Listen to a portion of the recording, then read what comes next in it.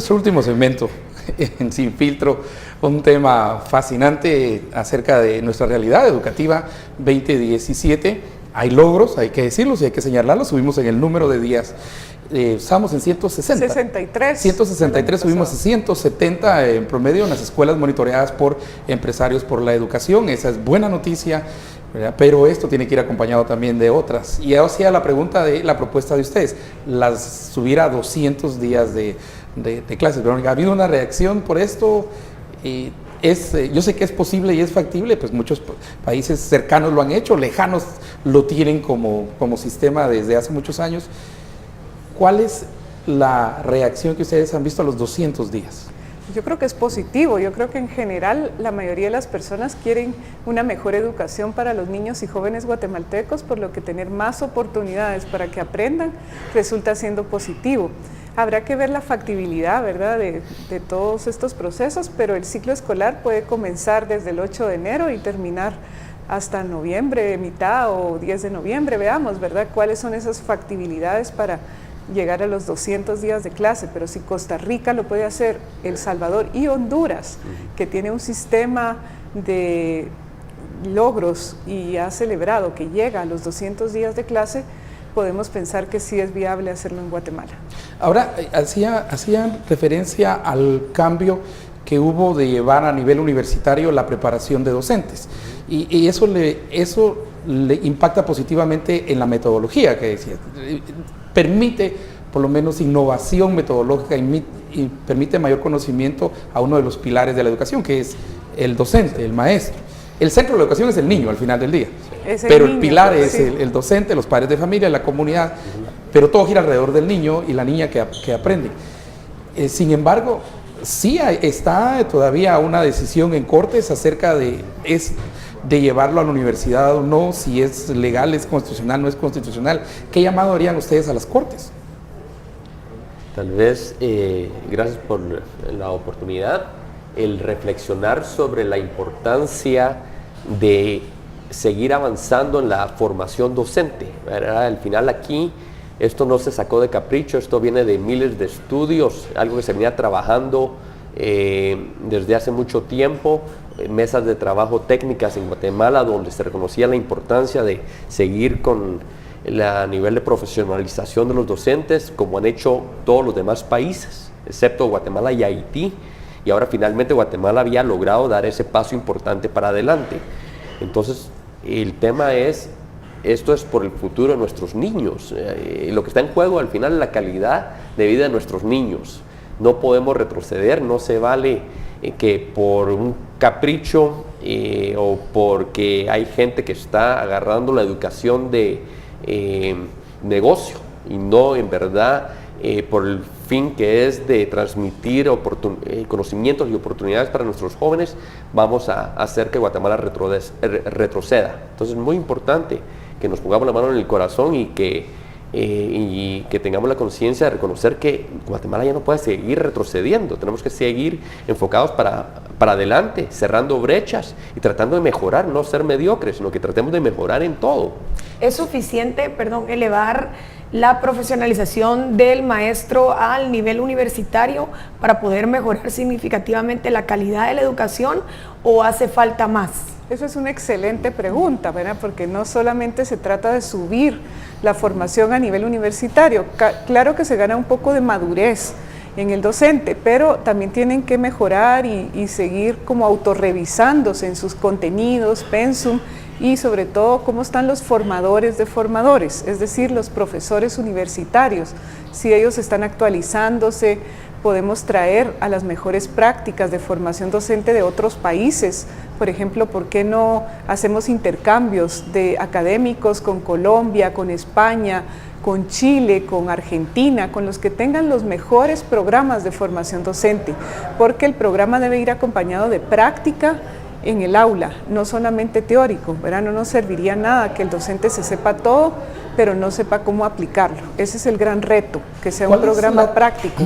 La tasa que tenemos, que tuvimos 2017, la tasa, el número de niños que estuvieron en el sistema educativo, Estamos, sí, en Guatemala es 4.2 millones de estudiantes en sector público y privado. En sector público y privado. ¿Sector público? De esos son como 3 millones, 3.2 estarán en el sector oficial y el resto están en el sector privado. O sea que el sector privado sí cubre una gran parte del sistema educativo. Especialmente en la secundaria, en el nivel medio. En el ciclo básico, el 50% de jóvenes son atendidos en centros educativos privados y en diversificado casi el 80% de jóvenes van a centros educativos privados. A más alto vamos en la pirámide del sistema, menos presencia entonces del sector público. Sí, del sector... correcto. Recordemos que la Constitución de Guatemala manda a que sea obligatorio hasta los 9 años de escolaridad, es decir, hasta tercero básico. Pero ustedes presentan en el informe unos datos que siempre han sido preocupantes. Por ejemplo, los datos en lectoescritura y matemáticas, que eso se miden ya al final no de los 12, cuando sino los graduandos los concluyen, graduandos. ¿verdad? La prueba de graduandos. Sí, pero ese 9% de matemáticas es lapidario. Sí, imagínense que hay jóvenes cuyos padres hacen un gran esfuerzo porque vayan a estudiar el diversificado, les pagan uniformes, transporte, libros, computadora, quizás los que puedan, y si no, pues sus fotocopias, van a estudiar o pagan también una cuota en algún centro educativo y resulta que no adquirieron las competencias esperadas. Entonces el sistema está fallándole al joven, porque va a llegar a la universidad y no va a pasar los exámenes de admisión de la San Carlos, va a querer optar a una plaza y no tiene la competencia. Entonces sí tenemos que hacer algo, esa es la urgencia, es lo que nos preocupa del sistema educativo, que no cumple con su misión para lo que existe. 2 preguntas, ¿cómo se reduce conforme se va avanzando en los niveles el número de estudiantes que siguen asistiendo, digamos, o que van avanzando en todo el proceso de formación? Y la otra pregunta respecto a lo que hablábamos ya ahorita al final, ¿cuál es el impacto o cómo que tiene en realidad la pobreza en la educación de los alumnos? ¿Detalla o demuestra una pobreza en la educación del docente? ¿Cuáles son los resultados en las pruebas que han tomado los docentes? Sí, pues realmente sí, hay una deserción con la primera pregunta, todavía hay una deserción cuando vamos avanzando en el sistema educativo. En 6º grado, por ejemplo, se gradúan 7 de cada 10 niños que ingresaron a 1er grado. Asumamos que a primero sí están ingresando casi todos, la mayoría sí ingresan, pero solo terminan 6º grado 7 de cada 10 y no todos ingresan al nivel medio.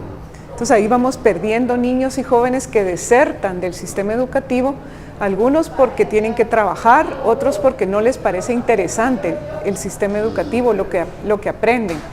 Y cuando llegan a diversificado ya solo son el 24% de todos los jóvenes en edad de estudiar. Entonces sí tenemos un problema, ¿verdad? Que no todos están siendo formados con lo que requieren.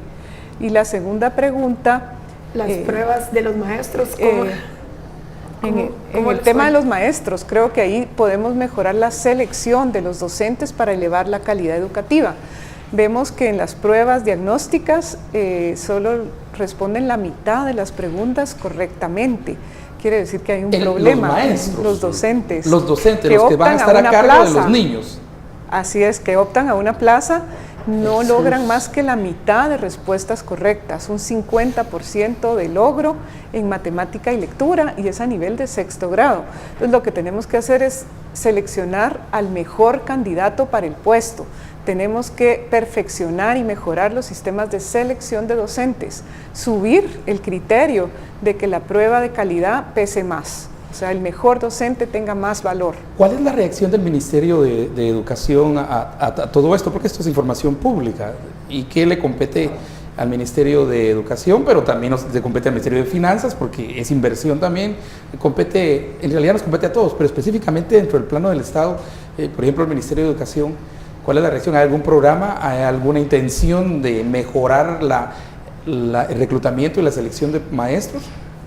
Creo que la intención sí está, ¿verdad? Hemos visto como buena voluntad, pero a veces no se traduce en acciones ni en políticas públicas. Ese es el gran reto, que lo que queremos se traduzca en una buena normativa, en un buen proceso, que hayan procesos de oposición reales. Y además hay que hacerle al maestro una evaluación en el aula. Si vas a ser maestra que te observen cómo das clases. Hoy día no sucede eso, solo ven el expediente. Tampoco valoran la vocación del maestro, si es que la tiene. Pero sí tenemos el sistema, por ejemplo, de coordinadores técnicos hasta nivel municipal. El sistema de supervisión existe, pero está en proceso de cambio, era obsoleto. Están implementando un nuevo sistema de acompañamiento escolar que se llama el SINAE, pero está en su primera etapa de cambio. Hablaban mucho de la importancia de la organización comunitaria y el impacto que esta misma organización, cuando se toma desde lo local, tiene en la educación de los niños. ¿Cómo se refleja esta organización cuando queremos monitorear a los profesores? ¿Cuál es el rol que la ciudadanía debería asumir, no solo en monitorear a los docentes, sino el monitoreo de todas las acciones que tengan que ver con educación? ¿Cuál es el rol que puede asumir la ciudadanía en todo este proceso? Bueno, excelente pregunta, y creo que es importantísimo lo que hablábamos. Mejorar la educación es tarea de todos. No podemos solo estar señalando al gobierno o al ministerio, sino que al final todos tenemos parte para hacer aquí. Dentro de eso, por ejemplo, a través de Empresarios por la Educación, junto con Mejoremos Guate y otros actores, hemos creado el sistema de monitoreo de días de clase. Para que esto funcione, dependemos del apoyo de los padres de familia, los alumnos, los comunitarios, ¿verdad? Todos los diferentes actores que son los que nos ayudan a alimentar las bases de datos para donde nos cuentan qué es lo que está sucediendo día a día, y a través de eso podemos generar la inteligencia, la información, y a través de eso generar acciones para ir generando las mejoras. Igual que esto, hay otras plataformas que se han ido desarrollando que dependen al final de la participación ciudadana, donde podemos estar monitoreando el entorno dentro de la escuela, ¿verdad? Si están llegando a tiempo los útiles escolares, la merienda escolar, etcétera.